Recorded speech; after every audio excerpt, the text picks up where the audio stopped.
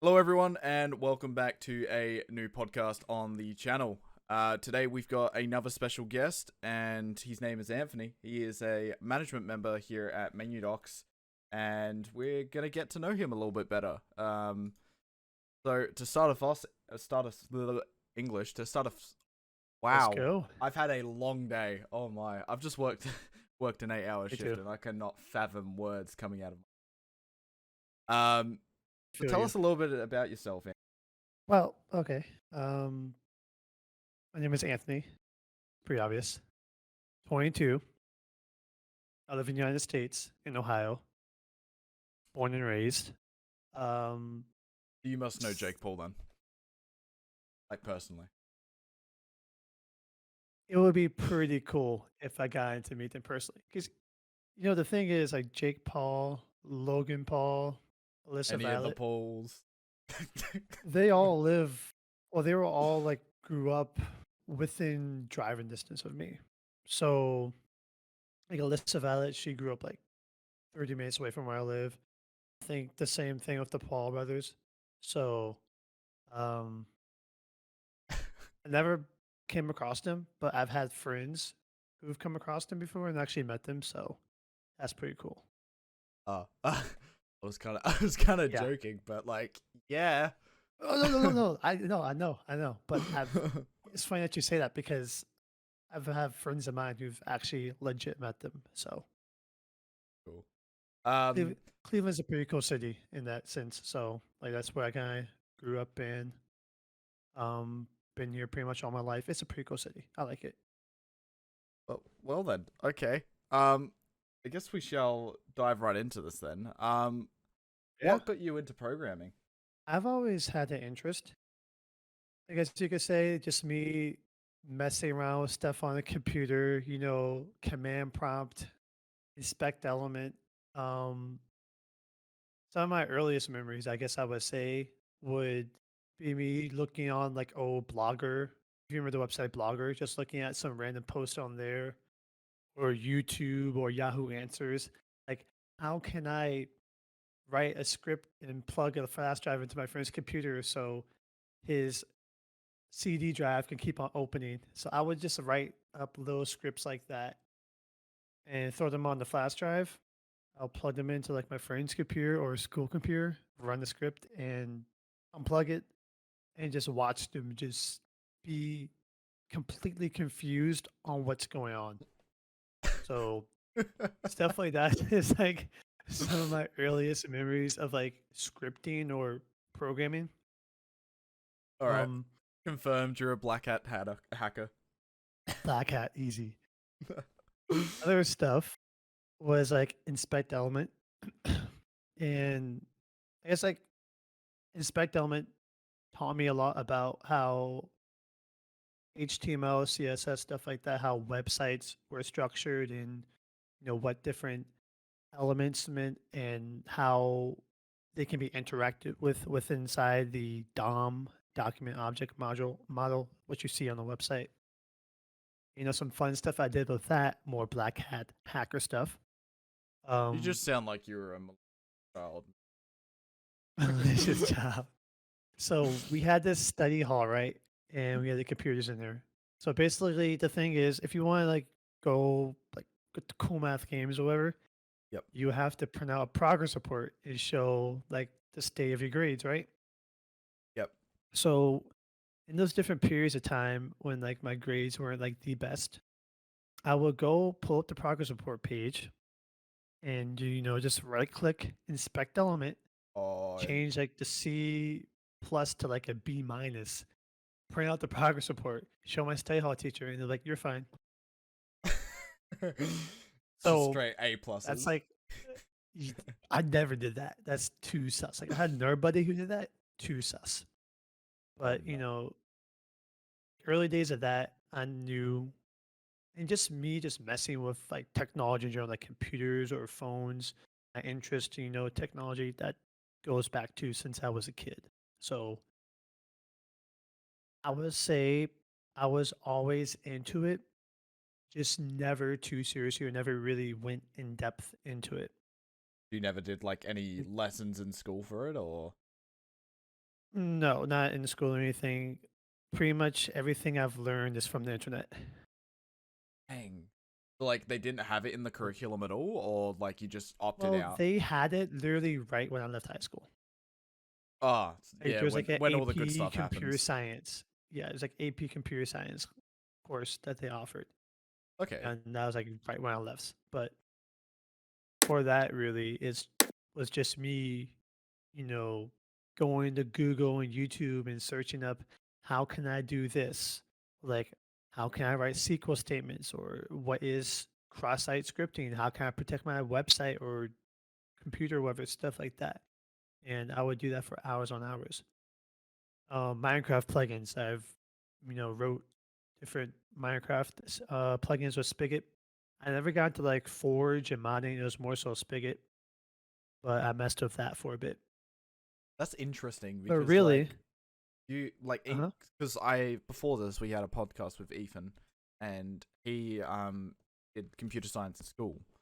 Um, yeah, and obviously comparing you two together, you went straight into how a lot of programmers like find solutions to their errors now, where like they go onto the yeah, internet and they Google it, or they check out Stack Overflow or stuff like that. Whereas like the uh way huh, Ethan went and got into programming is obviously through being taught it by a teacher, so he had that guidance. right, Whereas like you're just like playing around, seeing what works and all that kind of stuff.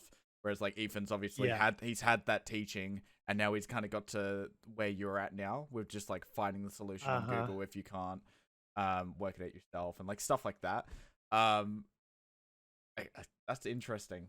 Like just seeing like different Yeah, people's I paths to get into agree where they are. because I've seen I've come across a lot of different developers and asked them like, hey, like how'd you learn things? And I've met people and talked to people who, just, say in the classroom and, receiving a period of instruction and they go into, you know, actually, executing what they learn, prac app, all that sort of stuff, group projects. Other people I know, they'll just pick up a bunch of books, read through them, study them, all that sort of stuff, and that's how they'll do it. Other Do you people, you, Mhm. Go ahead. do you think you're a better programmer from coming in that way than through the like generic way of getting taught stuff and then kind of finding an interest in it? I think there's more so like pros and cons to it Yep. because I see the value in like kind of like the more quote unquote traditional like instruction when it comes to programming because I would say have like a guided path can definitely make things a lot easier and like kind of like help ease your way into something new and unfamiliar stuff like that. Um, I know there's times where at this point it depends on the language, but like JavaScript, I can like have an idea, kind of just like plan it out and go from there. But if it's something like Rust, for example, a language that I'm not that familiar with, going through something more structured helps me get a grasp of different concepts of what that language is really good at. So, like, if I were to plan out a project with that language, I can kind of break it down. Like, hey, I remember reading this section and that section, stuff like that. Because Rust actually has a book, online book on their website, and you could just like follow through it. Learn about different stuff like gen servers and processes and pointers, and how stuff works in memory. So structure in that case is very important because without it, I would kind of be all over the place, and it would kind of be a lot to take on. So having like that actual like structure can be very valuable if you're not sure what you're doing yet. Yeah, I mean, would you say that you're more independent, that you've come in from that way though? Like, Definitely, because I know a lot definitely. of people like for instance, Ethan was talking about how like sometimes he will go and speak to his friends about certain solutions or problems that he's having. Do Yeah. you find yourself doing that a lot less than you probably would if you were to go through the traditional route of learning to program and finding a deep love for it? Honestly, I kind of want to do that more. Like, if I come across a problem, kind of like asking people like, "Hey, what do you think about this?" or like all that sort of stuff. I kind of want to do that more Get the because different views on that so that you can kind of come up yeah, with a better, because like you can only do so much from googling stuff, like because you're using yep, specific phrases that may not get you the best answer, whereas like exactly. someone might have already gone through that issue and they've spoken to someone who's spoken to someone who knows someone that's come up with the best solution for that, and it's not necessarily all over the internet. Exactly. Because I know when it comes like me and problem solving or like debugging, what I'd like to do is break the problem down into like little small parts. Yeah. So it's more digestible. And from there, I can utilize Google, YouTube, Stack Overflow to get more information and background and potential solutions to those little micro components of the overall problem. Then I can kind of combine everything from there. Sometimes like within those micro components, I'm like, hey, I know someone who might know more information about this. So I'll go, ask them about it. And that can be very helpful, to kind of gauging more towards that larger problem that micro problem is a component of. So Yeah. um, Well, I think that's like a definitely a big part of how I do problem solving is just breaking things down to just be as simple as possible before I build it back up is the actual problem. I can't think like that. I'm always very reliant on people as when Oh yeah, like yeah. I have no, like I have some independence, and I definitely did when I was doing the Discord.v11 series. I had a lot of independence, Uh-huh. but like coming into the V12 series, it was just like our review team was just insane. Like the knowledge they had was just vast superior to me. So I was extremely reliant on those people. Yeah. So, and it's just kind of become a way of life. That's something I like about open source programming because people can kind of like see what you're doing, even like what you're thinking, stuff like that, as you're looking through problems. Like you might post a couple issues for a couple different, situations, problems, or inquiries that you have. Yeah. People can just go on that and freely comment and discuss and stuff like that. And it's like, oh, I didn't think about that. Like, that's one big thing I like about open source, and kind of like kind of push me to be more reliant on not just like opinions of others because obviously I value the opinions of others a lot, but also remind myself this doesn't all have to be just me. Mm. Other people all have their voice and input, and is just as much valuable having that input as well as you know finding a top voted answer on Stack Overflow to a problem that you've been searching up and trying to debug for like 4 5 hours or something like that. So I'm definitely stuff like that very valuable with like open source and just problem solving and just kind of like crowdsourcing opinions and topics and stuff like that. not until very recently I was very against like open sourcing a lot of things, like especially Yeah, with and menu people have docs. opened up my mind to that, like more about open source as I started looking into it because I definitely had some concerns and stuff about it. But I've asked around. I'm like, people made some very valid points on both sides. I talked to personal friends of mine. They're like, hey, maybe you going open source might not be a good idea within like the middle of a project. It's better to do it at the beginning. Or other people are like, going open source can allow you to expand your horizon of different opinions and thoughts and feedback from people all around the world and stuff like that, Yeah, and I was very point out issues that you might not have seen but others might say, hey, there could be a better way you can do this, or hey, this can actually pose a big issue, stuff like that. So yeah. pros I and mean, cons. I was like, for instance, a pro to obviously open sourcing is the fact that you'll have those different like views, and you'll have people that may have better knowledge in a certain area come through and be like, okay, this is what you can do to improve the code. Whereas like the con, and I think it's a very big con because of like the scene that MenuDocs was created in, is people just taking code and not understanding it, and Right. using it, or like incorrectly using it, which is the worst part. Like I don't mind people taking code, because if they don't take it from you, they're just going to take it from someone else.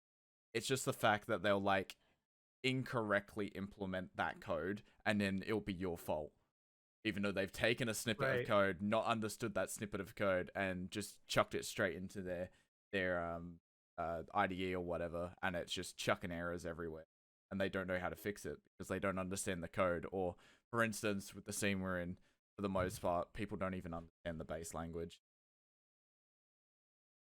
Yeah, I think that's kind of a big thing with, I think, not just tutorials, but just the whole Discord bot development scene in general. I feel And I like think there's just no like middle YouTube ground. tutorials. Yeah, I because feel like people it's look literally up on just YouTube you go ahead. how to make a Discord bot. People look Yeah, up on YouTube how to make a Discord bot, and it's so easy. It's literally made to look so easy. And then you go through episodes in a series.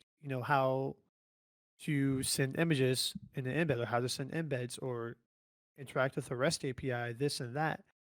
People see this, and all they see is the final product.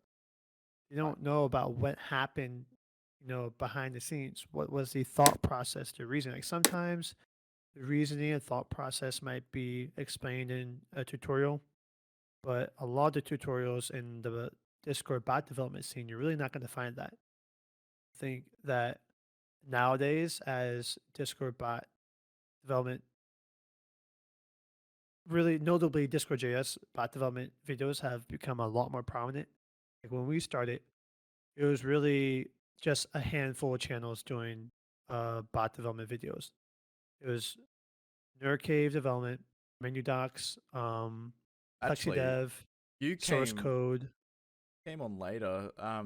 It was I actually came on a bit just, later. It was in 2018. It was late 2018 when I came in the scene. I think it was realistically um us, MenuDocs, the source code and Plexi that were really kind Yeah. of smashing it at the Those are like the time. main, yeah. And then since then, obviously Nerd Cave has come and gone, but there's been other channels that saw that we were making bank from it. Like people were coming and Oh, yeah. joining our Discord and making the Discord huge, and interaction all over everything, all over every social because of Hmm. it. And people were like, "Damn, I really want to cash in on this." And that's one of the things I hate. Like a lot of people just do this because they're like, Yeah. A "Yeah, lot of people just we're blew gonna make up some from money." Discord bot development videos. Yeah. Well, like I really like the people like Anson, for instance, Yeah. who has just grown and like beyond belief, because he actually cares. Like he puts out good code, he helps people, Hmm. and he's a sound guy. But there's like people that I'm not gonna name drop because don't want to bring I hate know. on the third episode. Haha. There's Yeah. just people out there that just put out videos for the views and the interaction and all the gain they'll get from it, and they don't care about what code they have in the videos. They're just happy to incorrectly teach someone a way, Views. just to make a little bit of money, because like Yeah. it's not like they're making too much money from it, because YouTube. But it's just, ugh. You had the two opposite ends of the spectrum. There's no middle ground these days. It's people are here to make Yeah. bank, or people are here to actually help. And I give credit where credit's due. Like I suggest a lot of Anson's videos in our Discord. And I suggest a lot Yep. of other videos as well. Um, and then I will obviously not suggest the people that don't really deserve it. Right. Right. Yeah. Because I think like a big thing is Discord bot development has become like so prevalent that even Discord itself has finally kind of like taken the stance to say, hey, like this is a thing. So it was last April that the whole verified bot developer, verified bots came a thing, Yeah, and your bot can actually get that check mark. And that was a big thing. I know, like, just people who have mixed opinions about it. But personally, for me, because like yeah, there's a whole like verified bot developer badge, but that wasn't really like it's a cool little recognition, but it was more so about having a little check next to your Discord bot because it shows that hey, Discord views this as a legitimate bot and a bot that people should trust. I See, think that's a big thing. I saw that from both ends of like, Yeah, because I saw it as this could be so that Discord doesn't have a bunch of spam bots, or like like they're just blocking out people that are under the age of 18, yeah, or it's so that they can actually give bots recognition they deserve. And hmm that's the two ends that I saw, and I was like yes, kind of sitting in the middle, and people were asking me what I thought about it, and I'm like, I don't really make Discord bots for myself. yeah. But only recently in the Discord partner Discord, that they've added a help channel or like a support channel for Discord bot development. Only very recent, and That's pretty neat. Yeah, it's not only for support; it's for like ways to grow your bot and stuff like that. So yeah. that's some stuff that they're putting in place to help people in partner Discords grow. Um, in the sense of using bots to do so. To gauge and stuff like that. So I Uh, think that plays quite a bit into the whole bot development scene because, especially since verified bot developer came out and the whole the verified bot program, bot developers popping up left and right, front and center, like all over the place, and like, hey, I want to get into this. I'm like, cool. Like, I'm actually pretty excited. Seeing more and more bot developers getting into the bot development scene.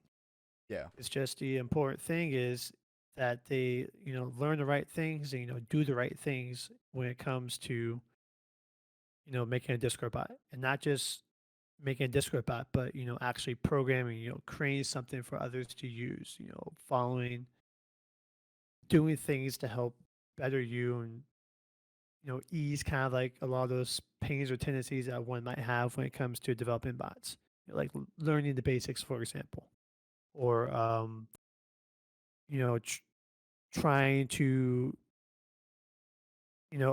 apply yourself to a standard when there's a very noisy space of like different standards, what you should do, shouldn't do, stuff like that. So big pointers to keep in mind when it comes to being a part of that, the bot development scene. I think we should kind of rotate back into the topic because I know we got a little bit. Yeah. So what really got me into programming? Yeah. So I think we covered that though. I actually have a date. Well, yeah, but there's a caveat because I've always kind of like done it on and off, but I really haven't like committed to it until I would say August 2018. Mm-hmm. In August 2018 was also the same time that one of my projects, like I guess like main project suggestions bot went public. Yeah. Because so in the private Discord community of mine, there was a suggestions channel. And at the time, pretty much anyone can type whatever they want into the channel. It could be a suggestion or it could be something completely unrelated. This was Just shortly to after add I. some little like pretense here. This was before the Mhm. slow mode existed. Okay. This is 2018 before slow mode existed. Channel. Yes, this is before slow mode existed. Yeah. So, yeah. So this time period also was like right, like a little bit. Actually, yeah, a little bit after, like a month or so after I left staff at MC Central, and we'll talk about like MC Central and stuff later. But Yep. after I left MC Central, because like MC Central kind of like took up a pretty big chunk of time. Mm-hmm. I was there as staff for almost 3 years. So after leaving staff at MC Central, I'm kind of like, well, what's next for me? Yep. And I joined this Minecraft community, and I see this suggestions channel, and it's kind of like all over the place, and Yep. like a little light bulb just goes off in my head because I was already kind of sort of messing around with Discord bot development, Discord JS at the time, but nothing crazy. Yep. And a light bulb went off in my head. I'm like, this should be organized. As it should. So that's why I made the bot. That is And why you made the it's bot. like, yep, it's like That- literally, it should be organized. And it's like a suggest command. And all it does is you type in what you want for your suggestion, and then it sends a message to suggestion channel. All suggestions. This was before there was any configuration, stuff like that. The channel was, it literally looks for a channel called suggestions and it posts there. It adds a little reactions. It wasn't even public. It was just for that server at the time. That's kind of funny. After that, I kind of just stuck with it. That's kind of funny to me that the suggestions, what it is today, originated from you being in a Minecraft server Discord that had Exactly. poor organization of their suggestions. Yep. Wow. Pretty much. Mind blowing there. Well then. And yeah, I've just stuck with it ever since. And over time, I've kind of realized I actually really enjoy this. So we're on like V2 of suggestions at this current point in time, right? V2, yep. And what is V2? and V2, like, are you like, what's some of the biggest changes with V2 from V1? I guess. Yeah. That's what I was getting at. So biggest change with V2 was a rewrite from the ground up. Yep. So when I first create the bot, it was more so of just like a more functional approach, I would say. Mm-hmm. That's so, when you added you have the configuration module and that stuff exports. like Yeah. Also, Yeah. well, I had configuration before that. But V1, when I first like made the bot, it was just modules.exports.run.help, stuff like that. You know what I mean? Like the source basic code stuff. Uh-huh. And then V2 is when I introduced classes. And Ooh. the class structure came from an idiot's guides, guidebot dash classes or class or whatever.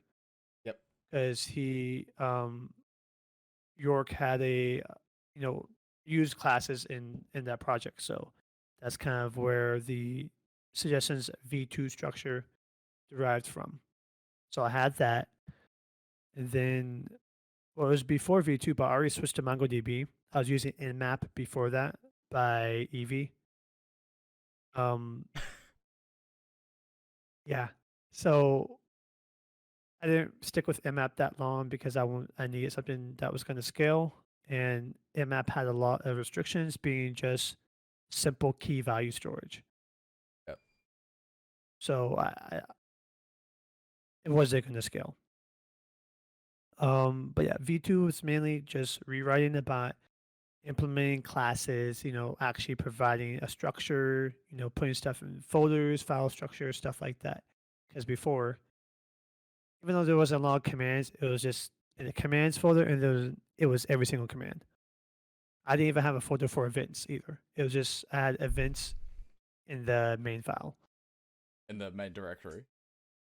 In the main index.js file. Oh, events. you mean like bot.on and then event. Uh-huh. Wow. Yeah. Okay. So I don't know why I did that. But yeah, V2 was really just rewriting and implementing classes, quality of life updates, stuff like that. And then since then, because V2 was released, I think November, December 2018. If I remember correctly. Yeah. So V2 has been maintained since then until V3 kind of like started getting into talks and everything in 2020. Because throughout most of 2020, I was kind of just like planning out V3, and then October is when development for V3 started. What made you want to obviously upgrade? I know, because I'm a support staff member. I understand that, but maybe some people don't know what happened with V2 and some of the struggles you had, and why you decided to go with Discord.js -lite or whatever it is. Yeah. And stuff like that.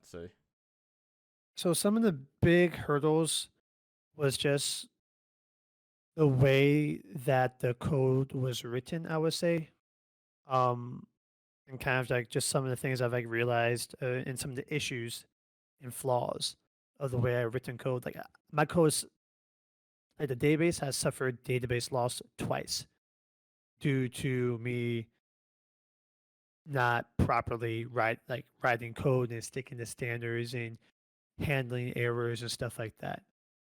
And another big thing was memory management, cache management, and the importance of what should be in cache, what shouldn't be, how memory can be affected by cache, how much stuff you hold inside memory, how that can affect the performance and scalability of a bot. And overall, just my knowledge as it's expanded with JavaScript and eventually TypeScript, which is just a superset of JavaScript. So I would say like the main thing is just like my knowledge expanded a lot, which um, really pushed me to say, okay, it, for me to implement a lot of these things, I'm going to have to start from ground, like nuke everything and start from ground zero, basically. So So I basically, can, so V2 is in JavaScript yep, and it and using the uses Discord JS library. Well, currently Discord JS dash Lite. The reason okay, why I use Discord JS dash Lite instead of Discord.js is simply for better cache management. okay, because I remember you speaking about this, And because it obviously, it saved the bot, I would say. yeah, It yeah, I saved the mean, bot. a lot of people don't understand that Discord.js is really a beginner library.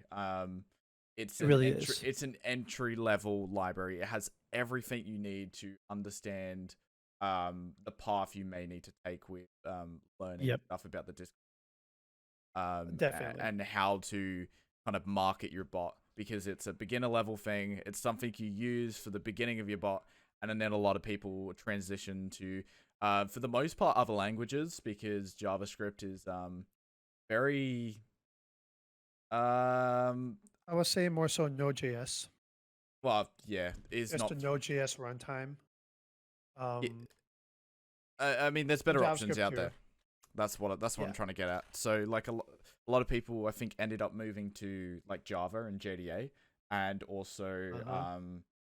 it's not Discord.py. I think it's another library or a custom version of that, because I know there's some Mm. anime bots that are big that use like edited versions of Discord.py You know, library. Carlbot is actually doing a rewrite.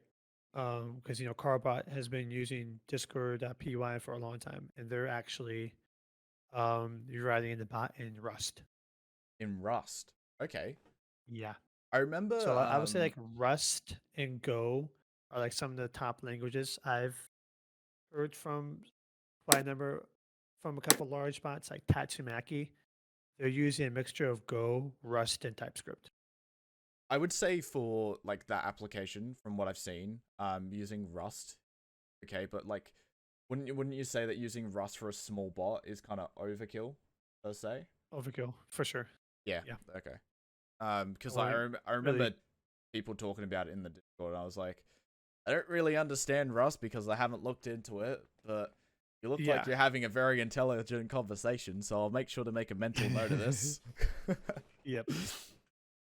Yeah, like um Rust, it's memory safe, very like from my notes, like it's memory safe, very scalable, highly performant at a low level type of situation, which I can see being very beneficial Yep. in concurrency too, being very beneficial for running a Discord bot that serves over 3, 4, 5 plus million servers and 30, 40, 50, 60 plus million users. Yeah. I'm not sure what Just a Rhythm couple. uses in their stack, but like they're serving like 15 million users, I think, last I checked. 15 million servers, sorry. That's insane. I could have sworn Rhythm was in JDA. But that was like years ago that I remember someone Yeah. speaking to me about that. and then recently I wouldn't know because like I don't really use that bot. Like I don't really travel Yeah. outside the MenuDocs Discord as much as I used to. So I don't Yep. really use bots that isn't the MenuDocs. Yeah. I know Tatsumaki actually used to use the Eris library, but they're using like I think like again a mixture of Rust, Go, and TypeScript, JavaScript, stuff like that. Okay. But Um, for V3 suggestions, I decided after I did quite a bit of asking around, but switching over to the Eris library for like the current state and just like where suggestions is going to scale to in the future, I decided that Eris and sticking with JavaScript slash TypeScript would be the best choice right now. Um, because one thing I like about Eris is it's very hackable.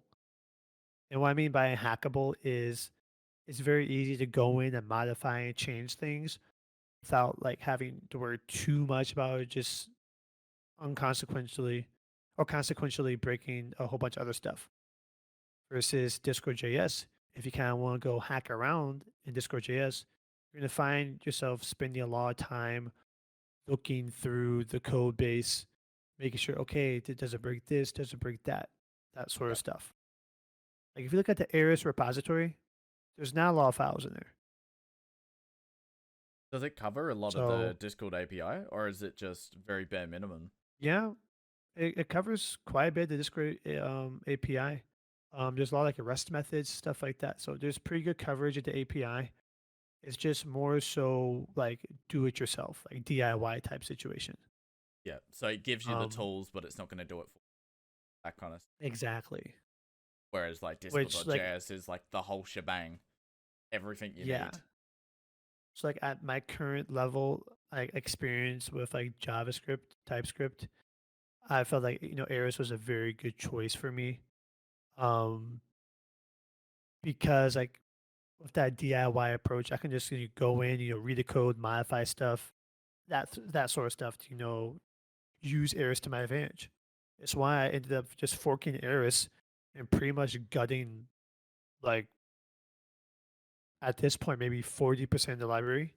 I remember you Just saying like that by you gutting, gutted the user stuff, like stuff that's redundant. yep, deprecated everything. I deprecated everything that's deprecated. I removed. I gutted voice and stuff like that because for Suggestions doesn't have voice. suggestions specifically, I don't need it. Yeah. Okay.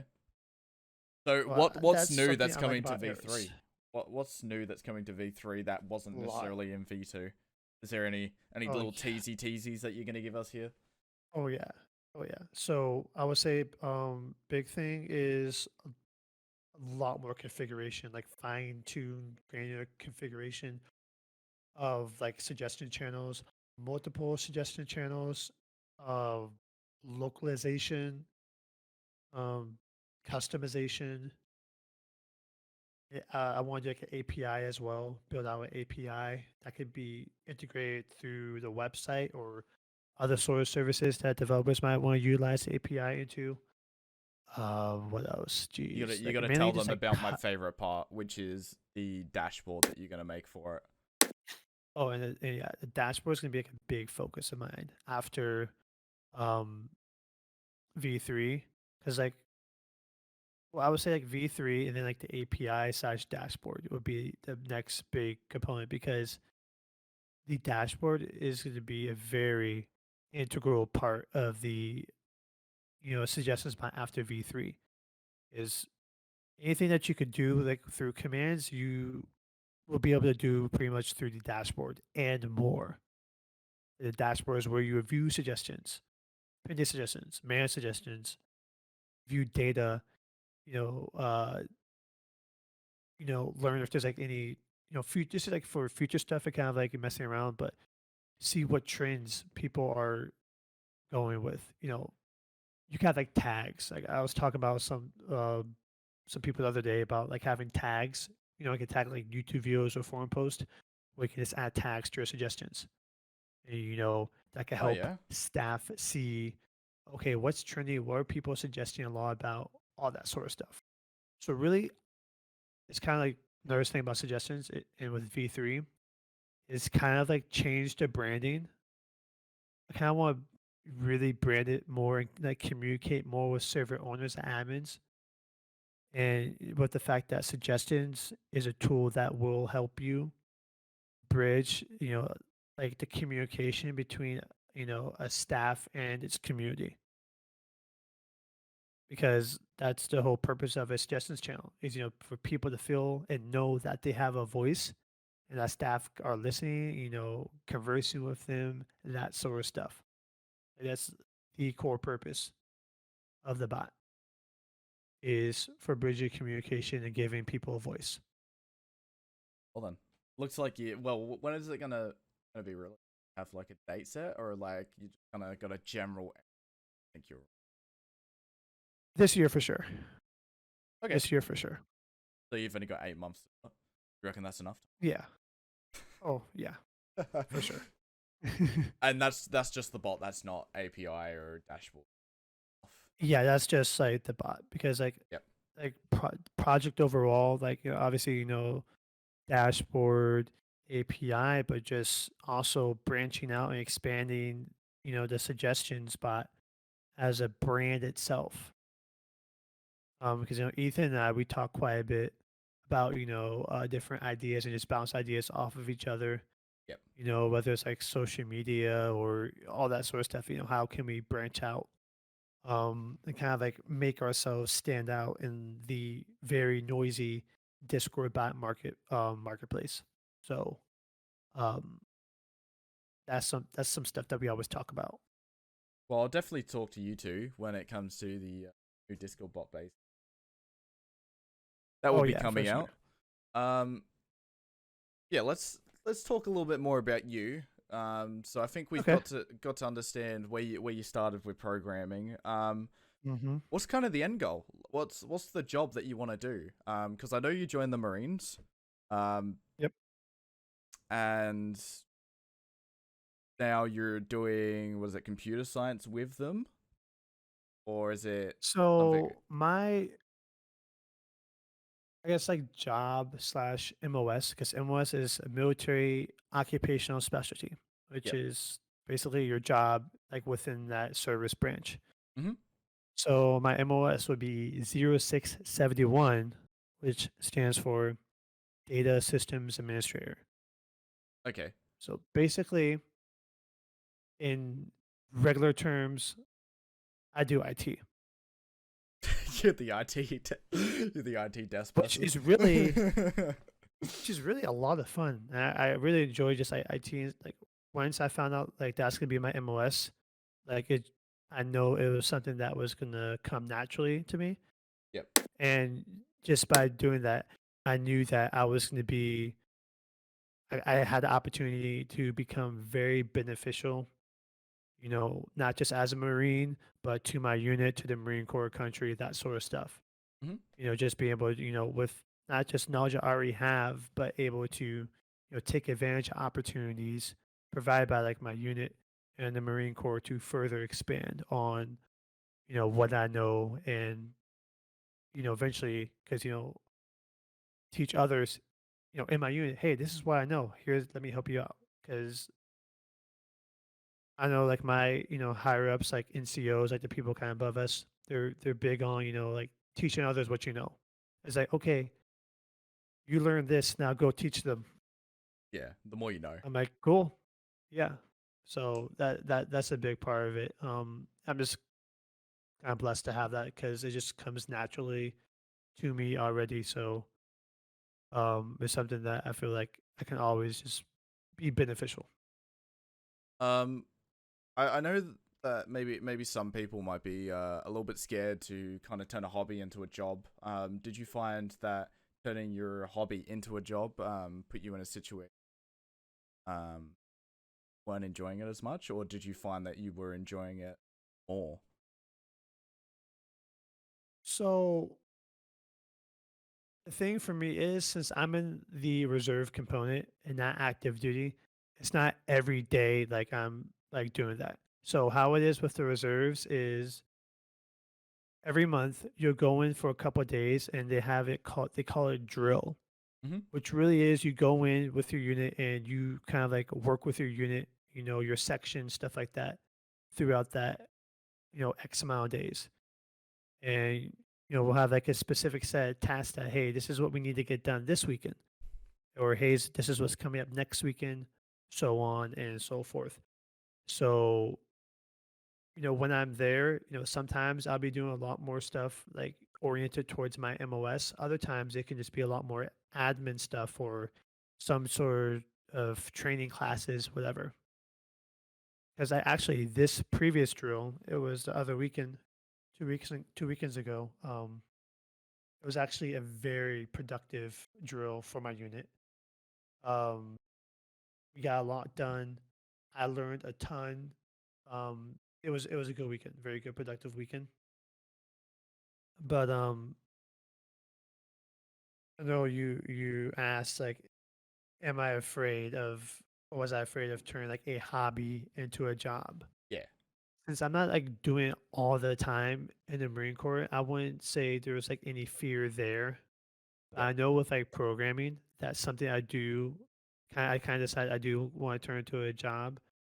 Like, do I have some fears? Yes, but I feel like if I apply myself and actually, and put myself in the right environment with the right people, I think the pros can far outweigh the cons, and I can still feel that even though like I'm going in, to work every day, to, doing my job as a programmer, I can still come home and be just as excited to work on my own projects and projects with other people, stuff like that. Because right now I'm kind of like working towards, okay, what do I need to do to get a job as a programmer? Because this year, that's kind of what I decided I want to do. Do But at the you? same time, I always keep in the back of my head, this whole programming thing, it's about to become a job.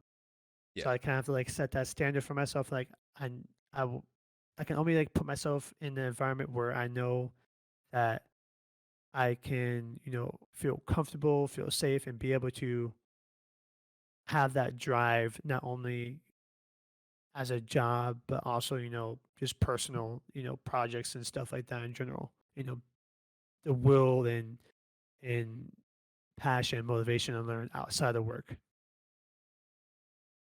Well then. So I definitely something I always keep in mind, I would say. I think that's maybe some would even Mhm. say inspirational.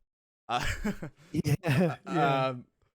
So your end goal and job that you want is an IT based job, just no Either specific like, area that you want to be in, like well, cyber defense and stuff like that. Because I've thought about IT and like really for me, okay, so I really enjoy doing IT and I really enjoy programming.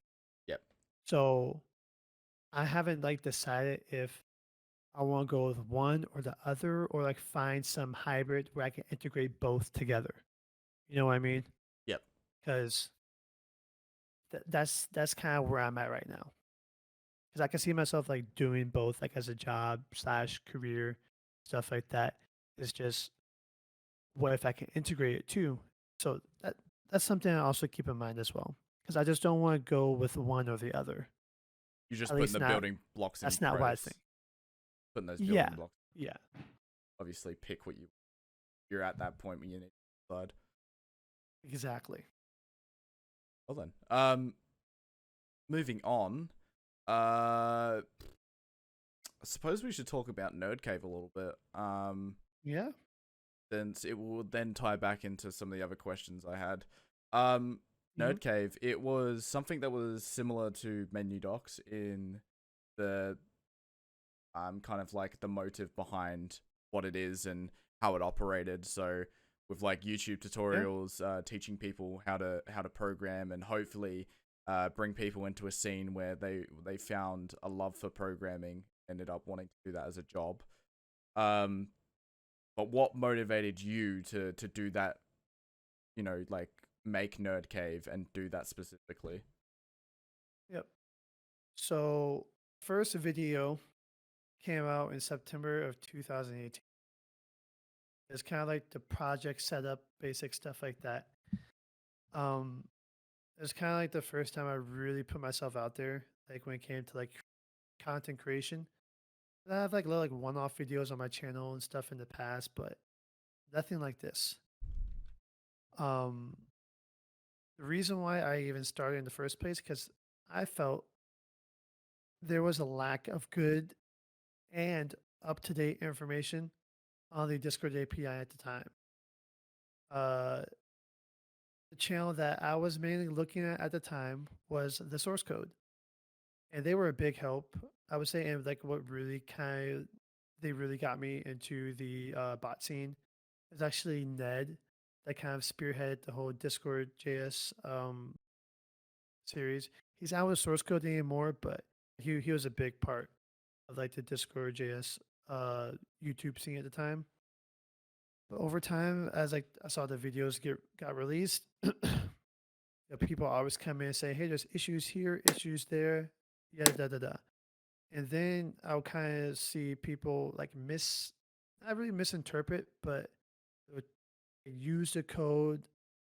And I think it's kind of an issue nowadays where people kind of just take the code and just go with it. And then they ask, like, wait, why is this broken? Why is that broken? Yeah, So I'm like, I've been doing this whole bot development thing for like 2, 3 months long at the time. for too long. So because I started, the first video came out September 2018. And I started bot development like late July, early August. So I wasn't even doing it for that long when I realized I think the space could use someone new Yep. and some like up to date information. So that's really how it started, and geez, man, it took off. I still get views to this very day, but yeah, I pumped out like 14, 15 episodes, and combination of over 100,000, Wow. which is beyond me, which is beyond. But that's really what Nerd Cave development, like at least like the videos and stuff, like Discord JS. Really, as a whole, I kind of just want to bring like my YouTube presence to Discord, but also my bot presence development presence in general to Discord. Bring Yep. people together in that one space. So that's what Nerd Cave development was. 'Cause not only was it kind of like a home for my YouTube presence, but it was also where people can come to get support and get more information about the suggestions bot as well. Um. So that's kind of like what like began arcade development and kind of like what it came into over time throughout years, I would say. Yeah. I mean, I know I followed your series along as much as I could.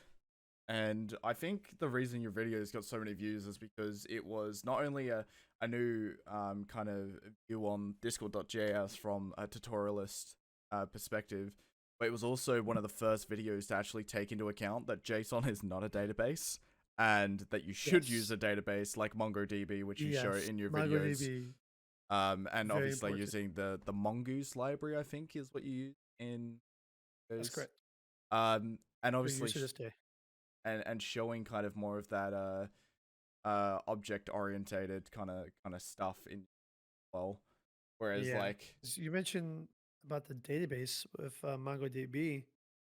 Um, I was actually kind of excited to get into talking about that because there's a lot of talk about JSON databases and like how do I put JSON into MongoDB or how do I set MongoDB? I want to create economy stuff like that. So I'm like, okay, and yeah, the MongoDB videos were a big hitter, and I stressed the importance of using the actual database for storing data, especially when you're reading and writing from multiple servers. yeah, So you don't I want think data to corrupt and all that sort of stuff. think as well like the way that you presented your videos was very chillaxed, like very like Yeah. vibey. So it's not as structured. Like there was a semi structure there. Like this is what we're gonna start with, and this is the end point, and we're gonna kind of get to there. But you just spoke. Yep. Like you explained everything you were writing. Like Yeah, that's what a lot you of were people say they coding. liked. Is just like I was very methodical. Yeah, like you were coding with the idea that the audience you were providing this code to actually knew nothing about JavaScript at all in the slightest, which is Yep. something I can try and hope to accomplish with the Discord.js series that we have here on at MenuDocs. But I Mhm. always kind of started the series off with the idea of this is to show the library, not to show JavaScript or Node.js. It's to show what Discord.js can do when used correctly Exactly. or used in specific manners. Um, because the idea was that we would eventually have a JavaScript series. But I just found that it was definitely way overdone, like on YouTube. Like completely overdone. There is It's way too many super JavaScript. easy to go out on YouTube and get the information that you need to be successful in JavaScript. It's very, very easy, Exactly. especially nowadays. Well, it's now 3 years later, so there's not only at the time I was Oh, like, there's so already way too many, and 3 years later, there is definitely way too many JavaScript videos teaching you how to use JavaScript. very noisy, Yeah, very noisy.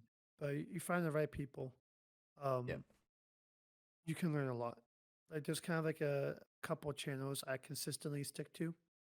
yeah. And when it comes to like general JavaScript knowledge, I found myself watching Fireship a lot. Um, See, I thought even when it Fireship comes like owned Firebase, no, but they don't. Fireship, who is the channel is ran by Jeff Delaney. Yeah, He's actually a kind of like one of like the Google developer. He's not a Google developer, but he's kind of like one of like the Google developer slash Firebase ambassadors. yeah. Um, and yeah, I started watching him maybe like early 2020, late 2019, and do great content. Yeah. It's more fast paced, but I feel like the way he explains stuff aligns like with how it, I was very easily able to pick up on and like absorb new content and concepts when he released a new video, just the way that he paced the video stuff like. Yeah. Um. Well, going back on topic here. So Nerd Cave obviously was designed to be, the tutorials. Did you do any projects in particular for Nerd Cave?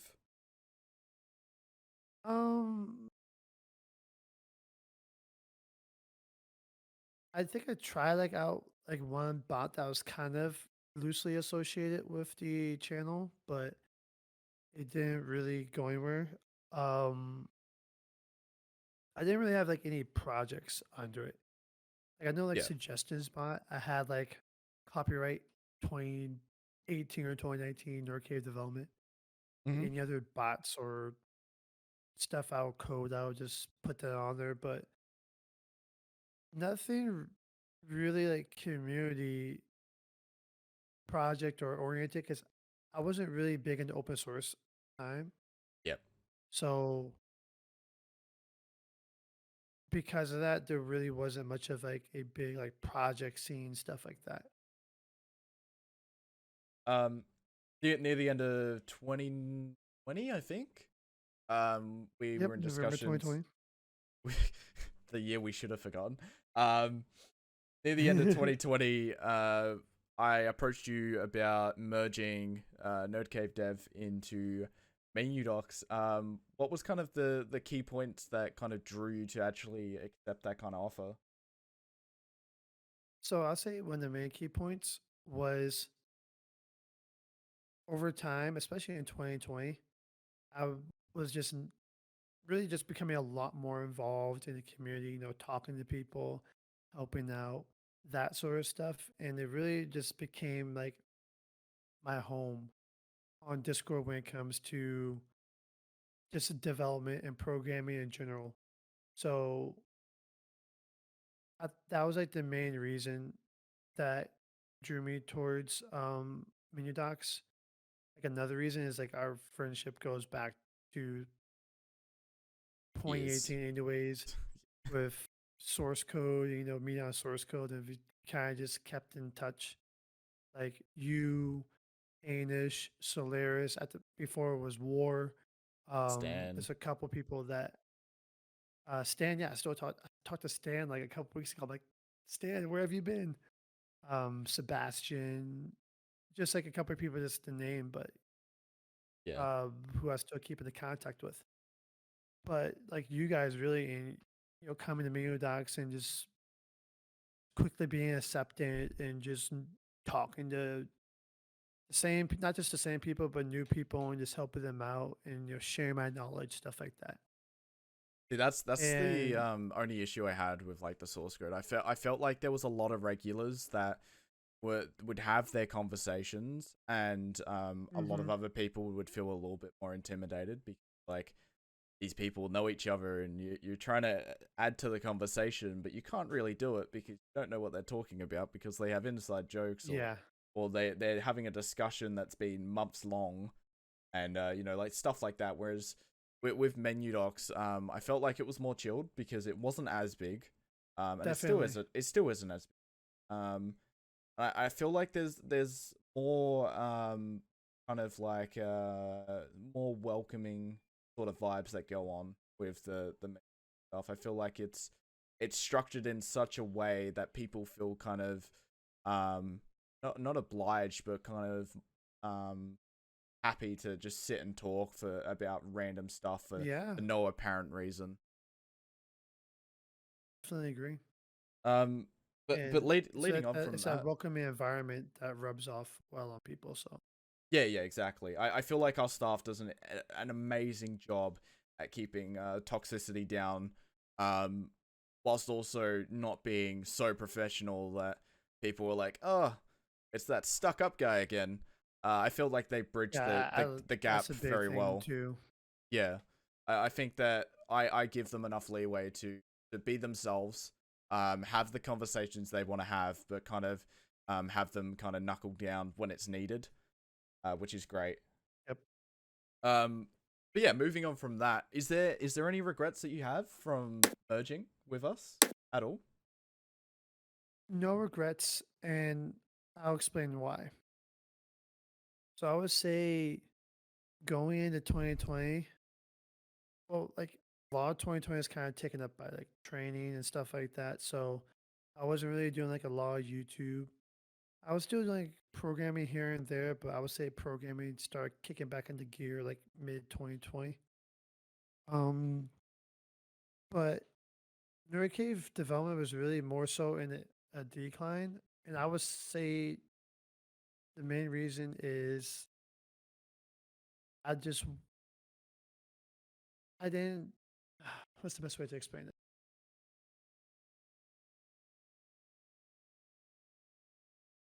I don't know. So Nerd Cave development kind of like started out as of like a place, like a community, for people to come together, discuss, code projects and stuff like that. But I found myself being a lot more prevalent in like MenuDocs, for example, than Nerd Cave development when it comes to discussing just pretty much whatever. And I felt, okay, I think I'd be a lot better off kind of like taking what I know and have grown and made with Nerd Cave development and bringing it to MenuDocs and putting my effort in that way. So I think Yeah. by doing that, I can do a lot more good, not only for myself, but the bot development community in general. Um, just like the whole like community that we have on Discord in general. I think I can do a lot more good that way versus trying to like keep on pushing into Nerd Cave development. So that was another major factor, I would say, merging into MenuDocs and why I don't have any regrets from doing it. It was probably like the best decision I could have made, I guess, like for Nerd Cave development, but really just for myself and the ability to give more to people and just give more to people. If anything, I think it's honestly one of the best decisions I've also made for MenuDocs. Um, because not only have you brought amazing ideas to the team, you've influenced MenuDocs to become better. You've influenced some of our staff members, directors, developers, our community to grow, which is something that I Hmm. want all our team members to do. Brought projects, and you're continuously adding to projects, and just overall, you've just been an amazing addition to the team. And I honestly would never go back and change anything because I have no regrets with asking you to join at all. I'd do it again and again. Appreciate that. Um, Appreciate that. yeah, I mean it's I give credit where credit's due, and I think genuinely there's been a handful of decisions that I've made that have changed the course of MenuDocs, and I think Hmm. adding you to menu one of them kind of like points where it's something I'll always remember because Yeah, I it was think so important to the growth. another big point, say again is like we go back several years, so it's like Exactly. already like being comfortable with each other and just having that pre-existing friendship. I think definitely played a big part in joining in with MenuDocs and management and kind of just getting to know people. So I got to know like Jonas a lot more, and like even I know George is no longer with management, but I've gotten to know him a lot more. I talked to them quite a bit, anyways. Just the knowledge, even like Duncan, like the crazy knowledge that he has. Like I definitely look up It's to him insane. ways and It's just like the the guy knowledge that is he like a has. So robot. yeah, it's crazy, but um, just like really like all of them, just the people on the team, like Gino and Doug and um, just to name a few, just like Mimi with Vex and just Bork as well, and his knowledge is great. I couldn't have asked for more, to be honest. So If I'm being honest, like Bork's one of like those curveballs because he is just meme. But like you put something in front of him yes, and he's like, nah, you're wrong. You should do it this way because it's the correct way to do so. You're like, but yeah, where did he's that come great. from? He's great. Like Yeah. Bork, if you're listening to this, you helped out a ton of times, so thank you. Yeah, Bork. You Panda de Casa looking ass. Um Beans. uh moving on. Think we were gonna circle back to MC Central, but just before we do that, we were talking about Yep. projects. When I was pretty much like brown nosing you, Yeah. we we were talking about projects, and at the moment, MenuDocs is working on a project called Dart, which is going to Uh be huh. a ViewPress theme for ViewPress, and I just Yep. wanted to touch base on that because um, you have obviously made a big commitment to it by all the Yeah. changes you've done because it was originally a project that me and Malachi were working on, and you kind of Yep. came in and fixed up all our mistakes. um, but yeah, what is Dart, and what do you see the future of it being? So Dart is a theme for ViewPress. It's based on the Rico theme, and the theme is like more so. It's really good for use with like documentation, but it's also like at least like the Rico theme was advertised as a way to use it as a blog. Yep, There's some components within the theme of itself to use as a blog, such as I think like the like password screen. yep, Um, there's like categories, tags, authors, like stuff user like that. pages, Also like can be yeah, but also could be integrated with documentation as well, yep, which is what we use at the guides website, for which is open source, so you can contribute to it, whether it's for Discord JS, Rela, JavaScript in general, Discord API, whatever. plug. So obviously, so that's what the Dart theme is based off of, and Dart kind of takes being based off of Rico really is a to just provide a really clean, simple, and like straightforward view press theme that you can just kind of really just plug and play. Yeah. And I would say like current code base, because like when I first like looked at the code base, at least like for like just Rico in general, very it's functional. Like the actual like visuals of it, it's functional, looks great, solid, all that sort of stuff. But the actual code is a mess. Yeah. So that's why like one of the main things I wanted to do with Dart to kind of like help fit that vision of being a really simple, straightforward, clear thing to use is gut it and rewrite it.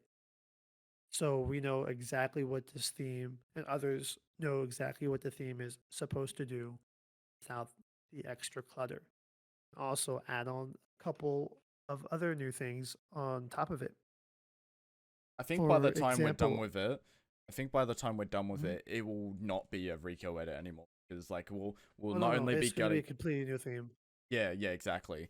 Like at the moment, the code is obviously a Rico edit. Like we've added a few things. Like Yeah, well, it's on the README. So we've got things like, for instance, when you go to a 404 page, you can actually customize what shows up.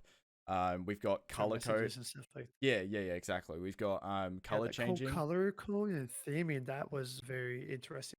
Yeah, yeah. Well, that's something That that took we a brought lot of off. debugging and Yeah. trial and error. There's a lot of themes out there that have the color changing ability, like the U theme. And that's the one that we Yeah. used. Well, that's the one that Solaris and I used for like our bots. For the documentation, we used that theme. But we Yep. found that it broke a lot because it wasn't necessarily built to the Yeah. best that it could have been. But yeah, I mean, like we're just gonna pretty much make Dart a view press theme because I for one Yeah. love view press. I think it's amazing. Like it I know takes View Press is great. Like I use it as yeah. well.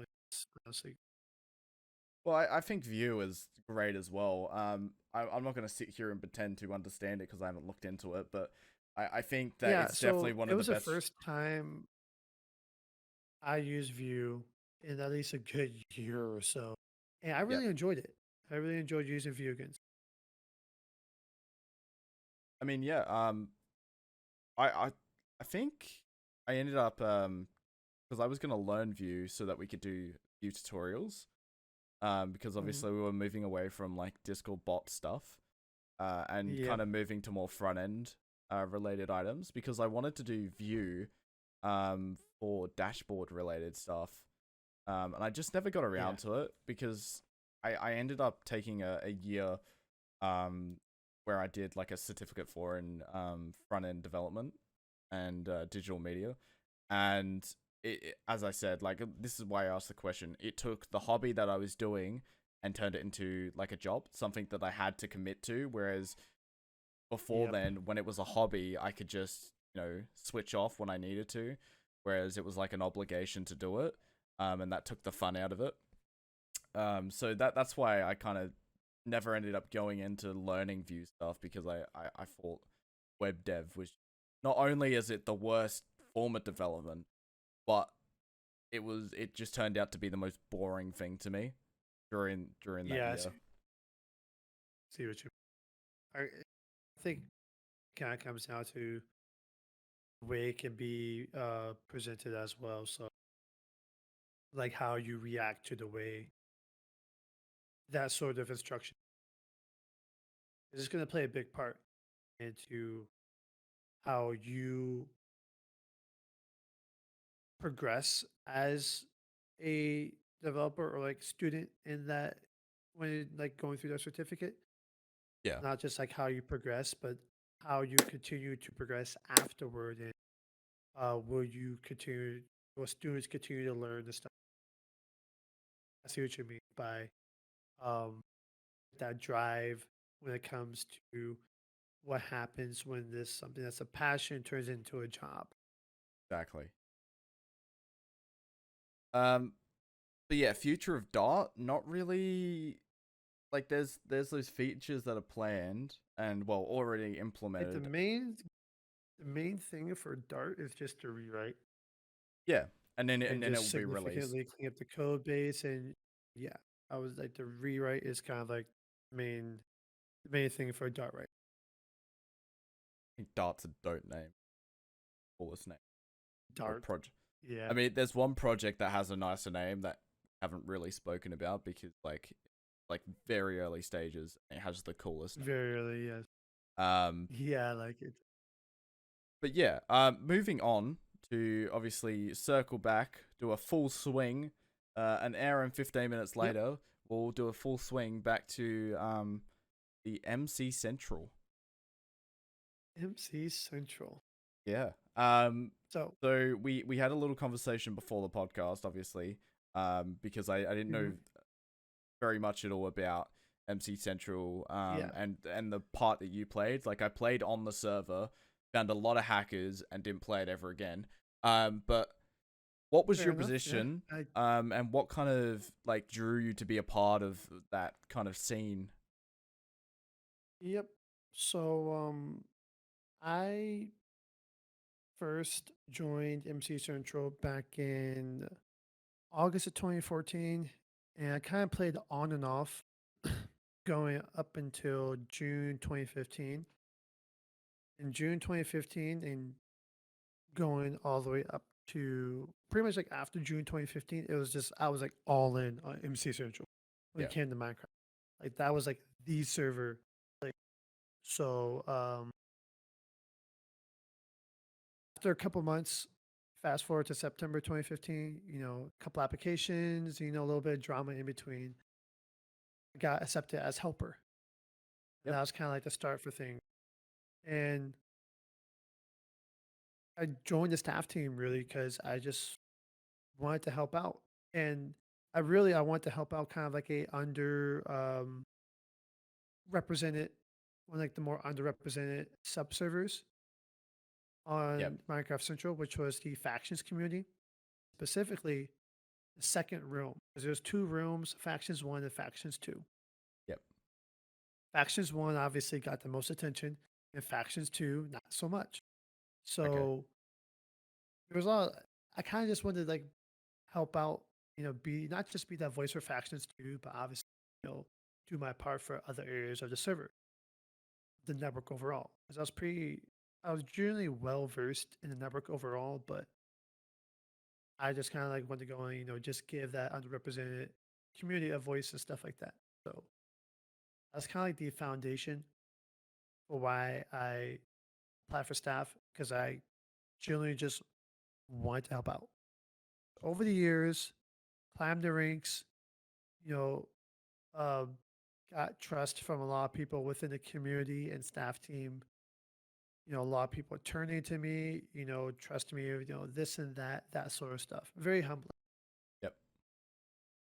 It really just worked on my way all up to administrator. And really, like, even though they're like, before I left, there wasn't really a head administrator.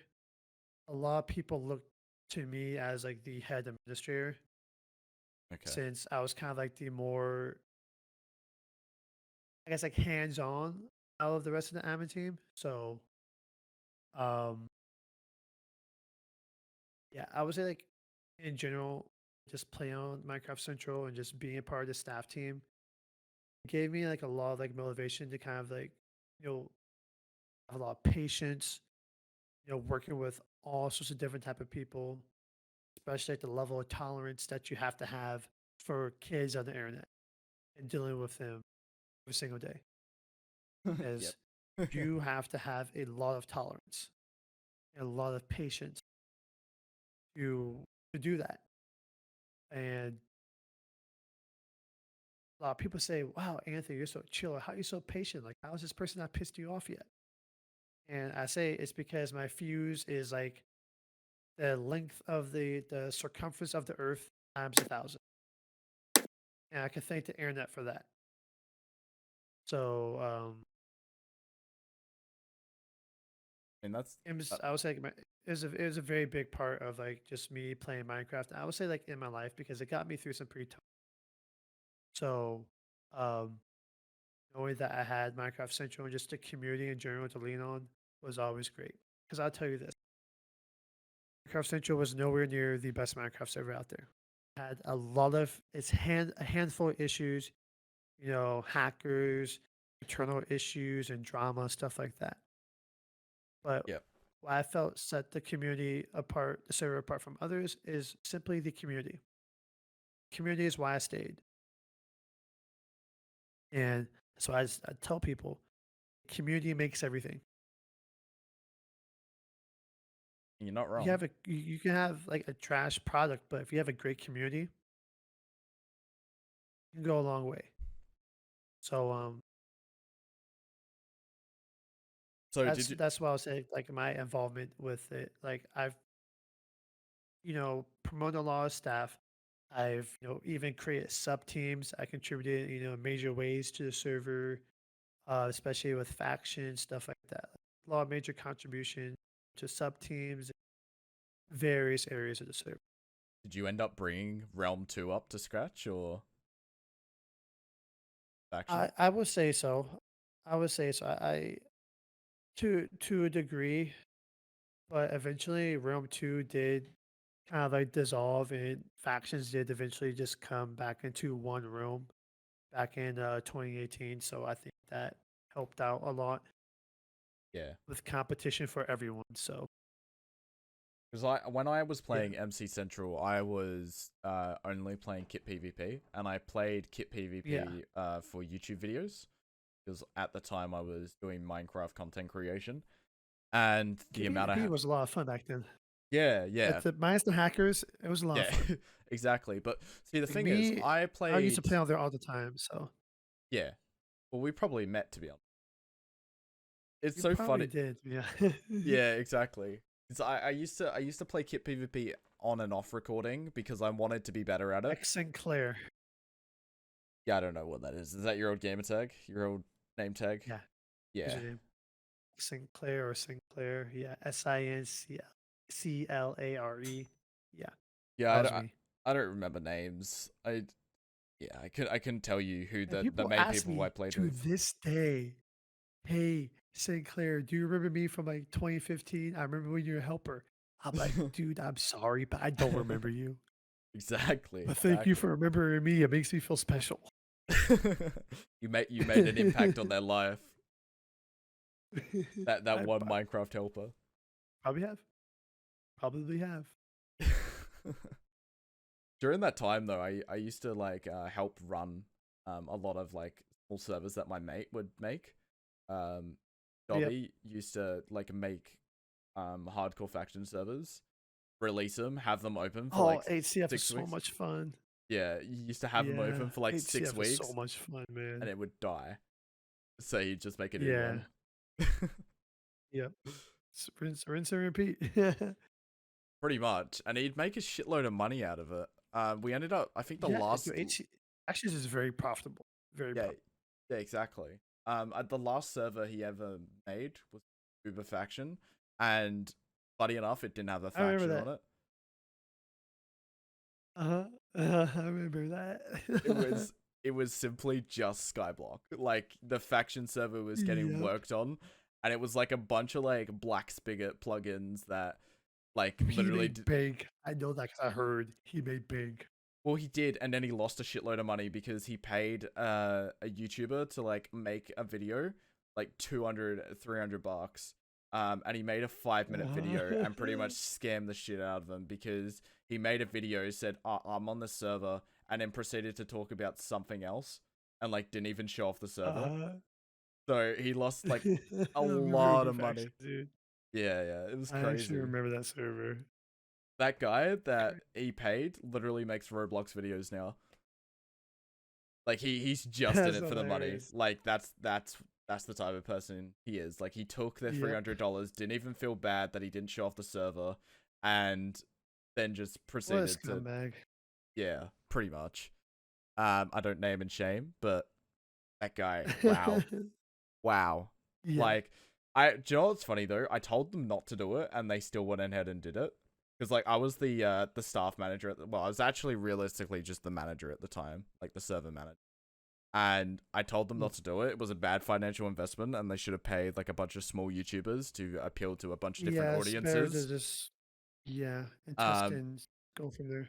but instead they paid him $300 or whatever they paid him, and this is in like euro currency, like United States dollars, um, Jeez, which is even that's a gamble more, right there. which is even more money when it comes to like NZD and AUD. Like it's almost double pretty much, or like at the moment because your dollar isn't as Oh yeah, expensive. Um, no, it's not. back in the day, it was like double pretty much. But yeah, no, like it was just a bad investment. I told them not to do it, and they ended up and did it, and then they regretted it instantly. And I kind of just, I think I resigned, if I'm being honest, because I was like, Yeah, I wouldn't dang, be surprised. I was like, holy shit, you just like pretty much wasted all that money. Didn't listen to me. Why Yeah, am I in this position? And I pretty much was like, bye, and just kind of just resigned, and that was where it is. And then yeah, fair enough. they put someone else in the position I was in, and he was pretty much a fuckhead. Like he just abused power all the time. Yeah. But yeah, that's my very small Minecraft server management stuff. It doesn't compare to Mr. MC Central Administrator, but Yeah, it it had its is. ups and downs, but it's an experience. I'm glad I went. It Yeah. taught me a lot I about mean, the internet. I'm the same. Like there was a lot of toxic people, and it kind of, Oh yeah, if there's I'm a being ton in honest, MC Central. the way, because I used to do Call of Duty clans, and I owned my own Call of Duty clan. It had like 40 odd people in it. Back when Yeah, I remember BO2, those clans, man. and Yep, I remember. that paved the way. Like that, the way I handled myself in those clans paved the way to how I operate MenuDocs today. And like I have no Yep. like certification or no actual like background in what I do. I just do it because I do it. Like Yep. there's no actual reason to why I do things. Like when it comes to management stuff, I just kind of think that's a good idea. We should implement this. And do you know what? Let's implement it in a way that's going to be 10 times better than the original four. Um, Yeah. so yeah, I mean, like it's just you live and you learn, and I think experience is better than like experience will always be like way more beneficial than necessarily like your knowledge.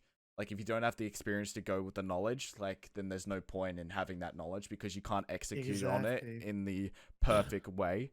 Um, yeah, no, I mean just It little life helps you a lessons. lot. Just moving helps you a lot. I know Yeah. for me, um, I say it's a lot about time on Minecraft Central, but a big part of it was customer service. Yep. I agree. Customer Big part of service. it, and I tell people it, I have the utmost respect for people doing customer service. Like if they're very like kind and stuff, like even if like they seem like they might be having a bad day, I will never disrespect the customer service unless they intentionally try and disrespect me. Yeah. Because I know how it feels to be in their position. And I'm going to respect them. I'm going to be very kind. I'm going to thank them, ask them, make sure you have a good day, blah, blah, blah. Because I know. That's how I am, I know. because I currently work for a retailer. Um, so like I understand. Like if I'm ever shopping personally, like I will treat them as if they are God, because like I understand that Yeah, they're gonna have like 50 customers behind me that are gonna be assholes for no apparent reason because they're having a bad day, you know. exactly. So they're just gonna drag everyone down with them for no reason. But But yeah, yeah, like customer service, retail, people in like the hospitality service industry, utmost respect. Because there's days when like two people might be kind to you and 100 people are going to treat you complete crap. And the ability to keep that smile on your face and persist goes a long way. yeah, exactly. Like even when like old people talk to me, like I may be the only person they've spoken to, so like I try to entertain the conversation as much as I can. Exactly. Um, like obviously I got to get a job done. I'm getting paid to do something. Like I'll spend like 10-15 minutes having a good chat with them. Because that at the end of the day, um, you might be the first and only person they'll speak to that entire day, and old people just like talking. They like talking to people. It's just how it Yep. is. Oh, yeah. Uh-huh. Yeah, I think that pretty much summarizes everything overall. I think we we covered all the topics we wanted to, and I'm sure Yeah, you're extremely all tired good because stuff. because it's like what 2 a.m., 1 a.m. 3 a.m. Oh, I was there halfway there. Yep. um, well, I appreciate you coming on today, and I Of think course, I enjoyed it. we've covered amazing topics. I think we've made a Yeah, difference. I really So enjoyed it. I hope people take everything we say, kind of take it into account, especially the stuff at the beginning when we're talking about Discord bot development, your Yeah. personal experiences with development and how you came about it. I think it's all Hmm. important stuff to take into account in not only the way you program yourself, but the way you operate, the way you handle situations, like stuff like that. Um, I hope, like, people out there can, relate to it or learn something from it and kind of just like take that growth and just really just do good things, be a good person. Because if you do that, and sometimes I know it can be hard, but if you can be a good person, do good things, the universe will treat you well. Maybe not today, maybe not tomorrow or a year from now, but in its own weird way, the universe would it would do you a solid. Dude, you're solid. Yep. Mr. Universe, do me a solid, man. Do me a solid. And that's what I always remind myself. Do good now, it will pay off. It always does. Exactly. But yeah, man, thank you so much for coming on and Of spending the course. last Thank you for last set. having me. Oh no, you're welcome. I shall let you go to bed now. Yep. Went to crash. Got work tomorrow, but I have Monday off. So Ooh, Monday my time. So bad. lovely. Um, Yep. yeah, well, this is going to be the end of the podcast, guys. Thank you to all the people that are still listening. I mean, it's a long one. It's definitely longer than the last one. If Um, you're listening still, I love you. he does. He's very delirious right now from being tired, but he does. He's not lying. Uh, yeah, I'll catch you guys later. Peace. Peace out. A-Town. Dun, dun, dun, dun.